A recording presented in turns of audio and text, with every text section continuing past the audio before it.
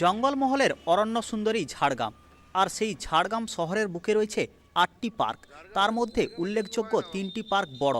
ঝাড়গ্রাম শহরে যে রবীন্দ্র পার্ক রয়েছে সেই পার্ক বেহাল দশায় পরিণত হয়েছে, কারণ যেখানে রবীন্দ্র চর্চা এবং ছেলেমেয়েদের খেলাধুলার একটি উপযুক্ত জায়গা, সেই জায়গা এখন পর্যটকদের মুখ ফেরাচ্ছেন। কারণ যেভাবে পার্কের বেহাল দশা, এবং তাতেই এলাকার বাসিন্দারা যেমন প্রশাসনের বিরুদ্ধে ক্ষোভ প্রকাশ করছেন, তেমনি ঝাড়গ্রাম শহরে যে পার্কগুলি রয়েছে সেই পার্কগুলি সংস্কারের দাবি তুলছেন শহরবাসী।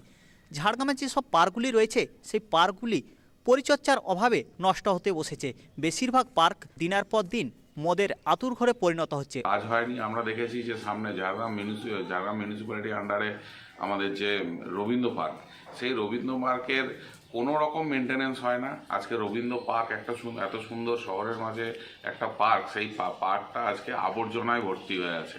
ওখানে আবর্জনার স্তূপ করা হয়েছে, বিভিন্ন ভ্যাটের যে গাড়িগুলো সেইগুলো ওখানে রাখা হচ্ছে। এটা হচ্ছে পিডব্লিউডি করছে এবং ডিএম এর থেকেই হচ্ছে।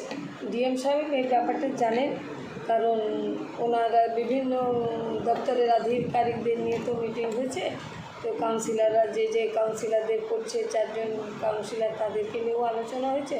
তৃণমূল পৌরসভা পরিচালনার সাথে যুক্ত হওয়ার পর আমরা দেখতে পেলাম এক দুবার তারা সংস্কার করার চেষ্টা করেছে, কিন্তু দৈনন্দিন পার্কগুলোকে দেখভাল করার জন্য যে মানসিকতা থাকা দরকার বর্তমান বোর্ডের সেটা নেই।